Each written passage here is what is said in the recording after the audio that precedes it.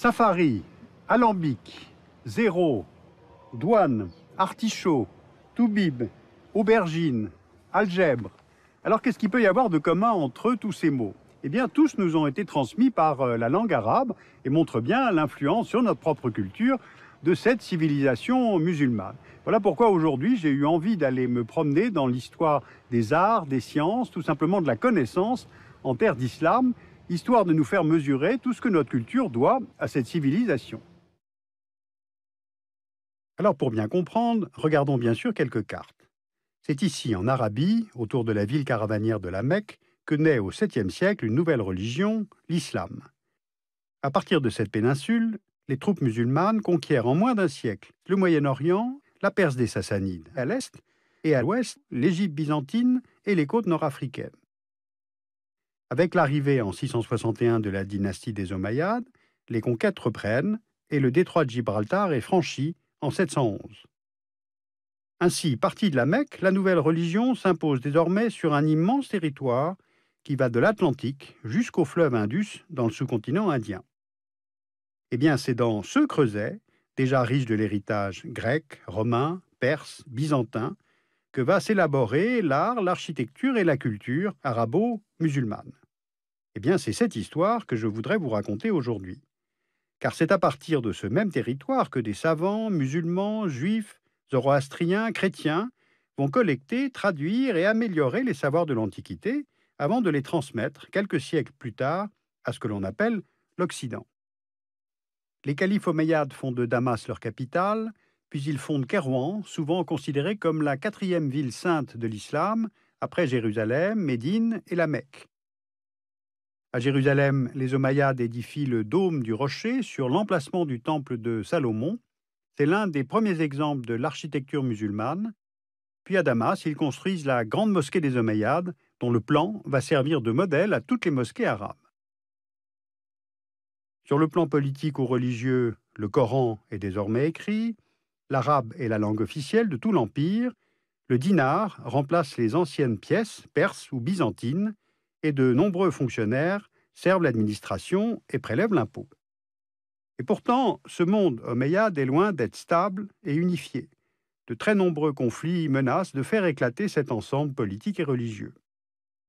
En janvier 750, près des rives du Grand Zab, les Omeyyades affrontent une armée levée par une dynastie rivale, les Abbassides. Eh bien, ce sont les Abbassides qui gagnent la bataille et massacrent la famille des Omeyyades. Le seul rescapé, Abderrahman, s'enfuit au Maghreb, puis il rejoint la péninsule ibérique où il va fonder en 756 la brillante civilisation arabo-andalouse. Les Abbassides, à peine installés à la tête de leur immense empire, entrent en conflit avec la Chine des Trang. Les Chinois sont vaincus à Talas en 751 et de nombreux prisonniers chinois sont ramenés en terre d'islam. Et parmi eux, un certain nombre d'artisans détiennent un secret, celui de la fabrication du papier. Les Abbassides comprennent très vite l'intérêt de ce nouveau matériau qui est plus pratique et plus léger que le parchemin.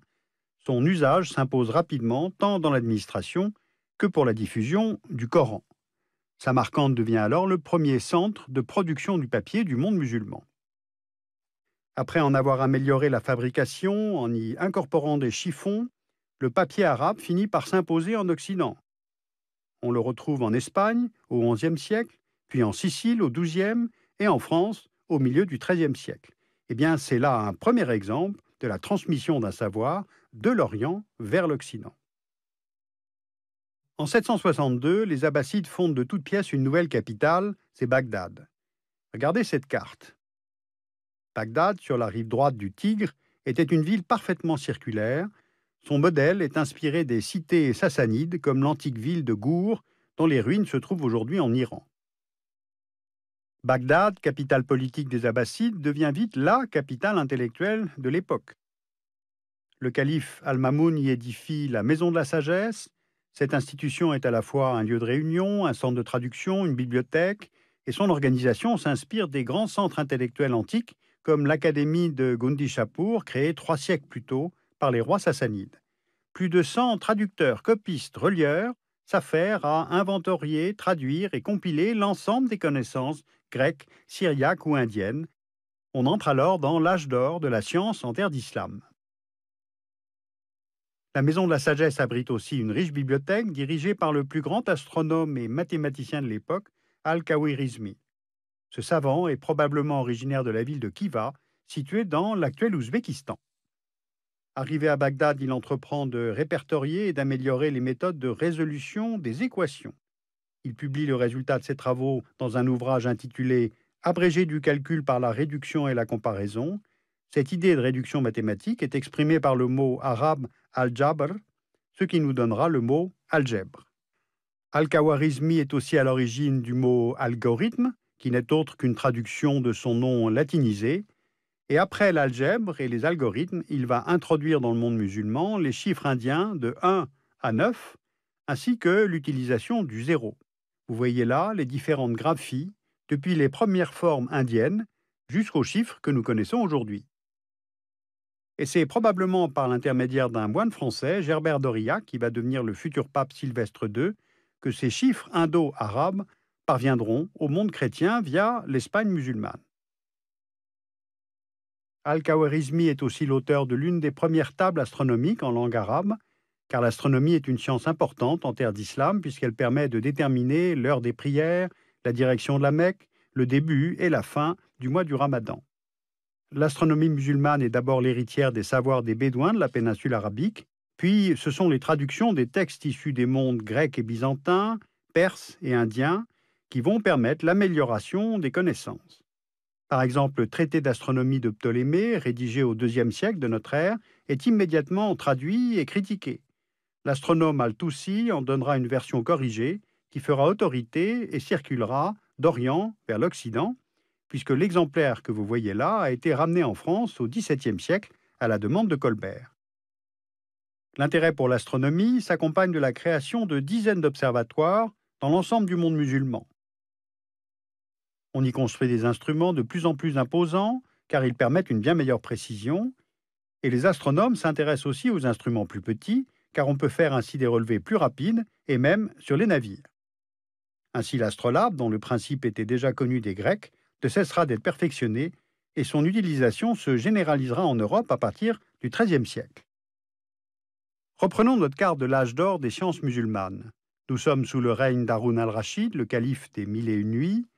Le prestige de l'Empire abbasside est tel que, bien loin de Bagdad, le roi anglais, Offa de Mercy, décide de frapper une monnaie bien étrange. On y voit son nom et sa titulature, Offa Rex, autrement dit Offa roi, et une inscription pseudo-koufique au centre et sur le pourtour de la pièce, à l'imitation des dinars qui circulent à l'époque dans le monde abbasside. En Europe, l'empereur Charlemagne est lui aussi en contact avec le calife de Bagdad. L'Empire carolingien perçoit à l'époque deux menaces, celle des Omeyyades d'Espagne au sud et celle de l'Empire byzantin. Et le pouvoir abbasside n'est évidemment pas hostile à l'affaiblissement de ces deux puissances. Donc, carolingiens et abbassides échangent des ambassades en vue d'une alliance. Les chroniques de l'époque témoignent de ces échanges et décrivent les somptueux cadeaux offerts à Charlemagne par le calife Haroun al-Rachid. Il y eut un éléphant, des tissus, un jeu d'échecs, et une horloge automate dont le mécanisme hydraulique subjugua l'empereur Charlemagne.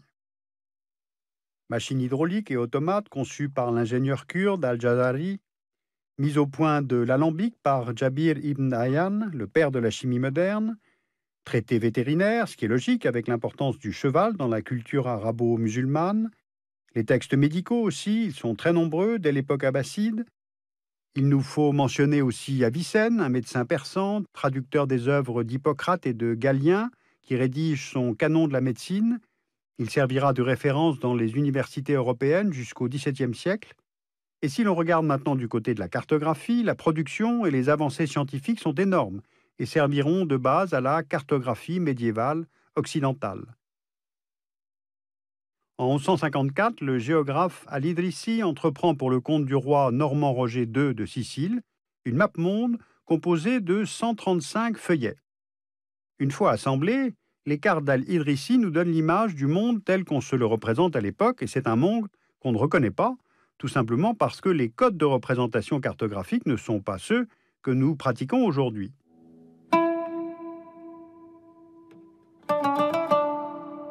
Voilà, on repère maintenant la France, l'Espagne, le bassin méditerranéen et plus à l'est, la péninsule arabique, jusqu'aux limites de la Chine. Voilà, ce bref voyage vous a permis de mesurer l'apport de cette civilisation sur notre culture. Finalement, les livres d'école nous apprennent bien l'apport de la civilisation grecque, la civilisation romaine, mais assez peu sur ce que nous devons à la civilisation musulmane. Or, c'est peut-être ainsi que naissent les erreurs de représentation chez les enfants, puis le sentiment de supériorité chez l'adulte, le préjugé sur l'autre et sur la culture de l'autre. Or, je trouve que les préjugés sur cette religion, et donc les hommes et les femmes qui la pratiquent, ont eu tendance à grandir ces dernières années en France, alimentés par un pouvoir exécutif dont la mission devrait être, au contraire, de corriger ces préjugés et de les apaiser. Les amalgames sont toujours dangereux, ils fragilisent la cohésion nationale et leur usage, en fait, est en contradiction complète avec les valeurs que nous, Français, sommes censés porter. Voilà pourquoi j'ai voulu vous raconter cette histoire et elle peut peut-être nous apprendre à être peut-être, une fois encore, un petit peu plus humble devant la culture des autres. Vous pouvez lire L'âge d'or des sciences arabes, édité par Actes Sud et l'Institut du monde arabe, et puis Le jardin d'Adji Baba d'Isabelle Deslois, aux éditions Héloïse d'Ormesson, un très joli livre sur la dimension poétique de l'Afghanistan.